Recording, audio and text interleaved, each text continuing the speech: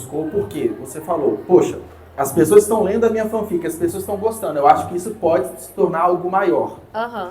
Então, a partir desse momento que você descobriu isso, quais foram os passos, os caminhos que você tomou até ter de forma literalmente material, né, de forma materializada o seu livro? Bom, esse livro, eu comecei a escrever ele, a primeira ideia, os primeiros rascunhos, em 2015. Ou seja, quase 10 anos atrás. Ninguém tinha nascido, a maioria. Mais 10 anos. Mais de 10 anos, é verdade, estamos em 2026. 11 para 12 anos, cara. 11 para 12 anos. O meu primeiro rascunho desse livro. E assim, a história é muito grande, é claro, e tudo. E eu fui escrevendo, e aí eu pensei, eu vou lançar de forma digital. Porque o meu maior medo era imprimir e ninguém comprar. Gastar um dinheiro com gráfica, com impressão. Exatamente, a gente gasta e tudo. E tá, quem vai comprar? Quem sou eu? Né? Vai comprar um Harry Potter ou um livro da Paula Rodrigues? Quem é Paula Rodrigues? Né? Olha só, me senti bem agora. Me senti muito bem. E o que aconteceu foi o seguinte, eu escrevi a história e depois dela pronta, eu falei, vou deixar digital. Aí um amigo meu falou, por que você não faz impresso? Eu falei, mas ninguém quer ler mais impresso. Tipo, o pessoal tá lendo mais digital. Aí ele, não, eu ainda gosto de pegar o impresso, abrir, cheirar. Não sei se alguém tem essa mania de cheirar livro, gente, mas o cheiro de um livro novo é outra coisa. A primeira coisa que faz, antes de ler sinopse, é cheirar o livro. É a primeira coisa, a gente tem que dar um cheiro ali no livro. E aí ele falou, não, eu ainda gosto de livro impresso e tudo.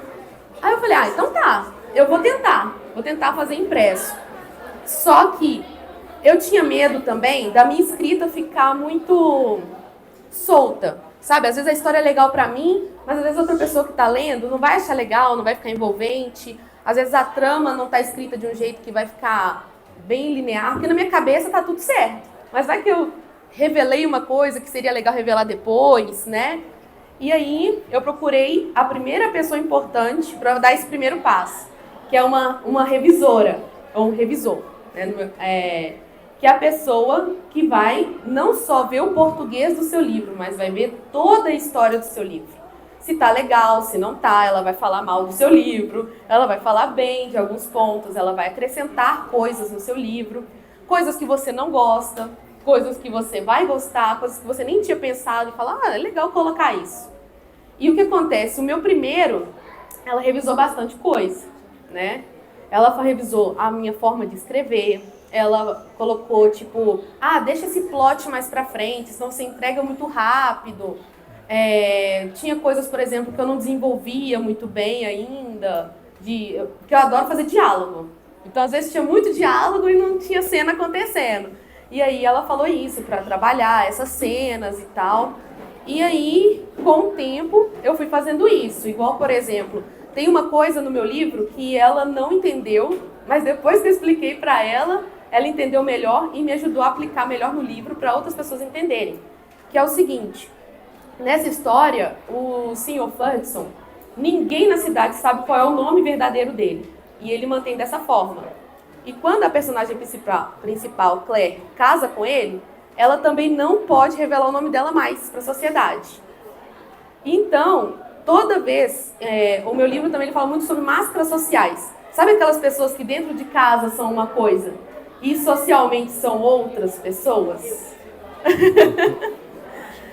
Esse livro fala muito sobre isso. Então, por exemplo, o Sr. Ferguson, para a sociedade, ele é um monstro frio, que matou a ex-mulher dele, que tortura os empregados.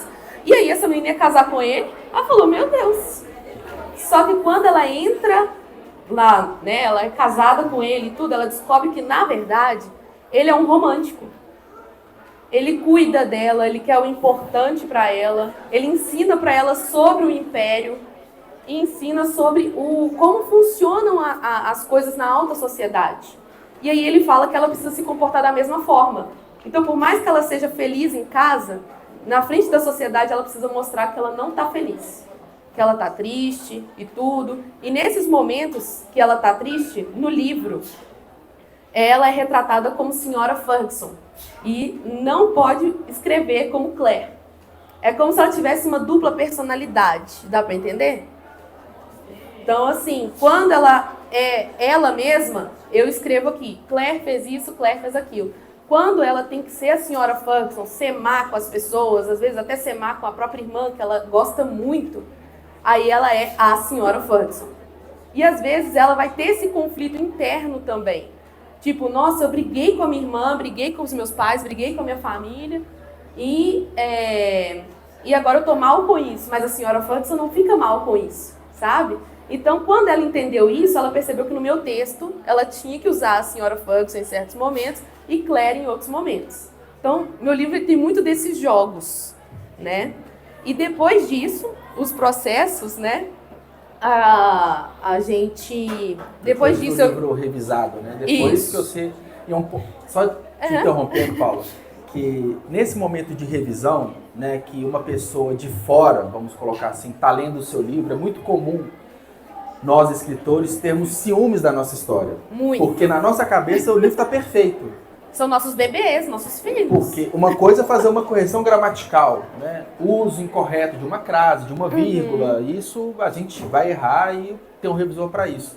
Mas quando ele fala que a história não está tão legal, a gente tem um apego, muitas das vezes. Então, algo que um escritor, né, ele tem que, literalmente, se desapegar é justamente, olha, eu estou contratando um profissional para cuidar da minha obra.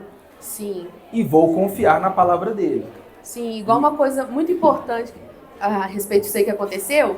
Nesse livro aqui, no primeiro livro, tinha uma passagem de tempo muito longa até ela ter filhos. Aí ela falou pra mim, Paula, tem muitos anos passando aqui sem acontecer nada. O que aconteceu nesse intervalo?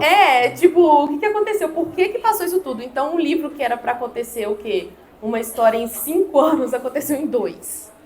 Isso não é um problema, vamos colocar assim, da Paula, ou de um autor independente, que a gente está falando aqui, até grandes escritores, autores, também tem sua equipe de curadoria, de revisão, de preparação de livro.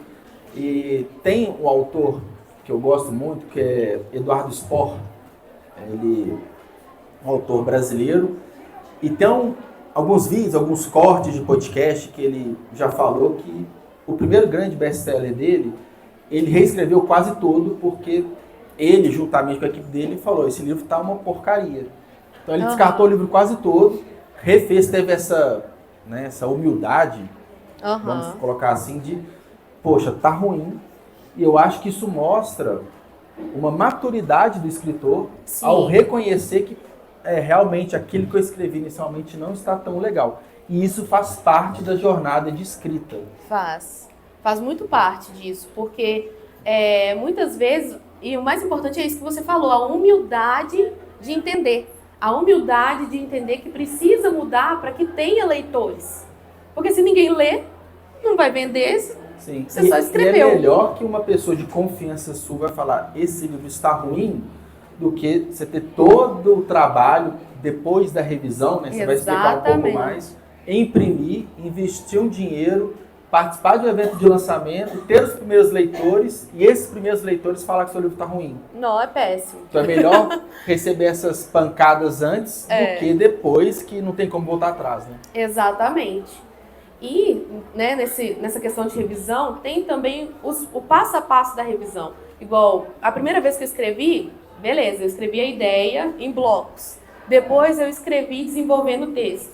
Aí depois eu coloquei figurino e roupa, tipo, figurino e cenário nas pessoas. Então, tipo assim, toda vez que você vai lendo, você acrescenta mais coisas. Às vezes sua revisão termina com 80 páginas, né, sua primeira revisão, e volta com 120.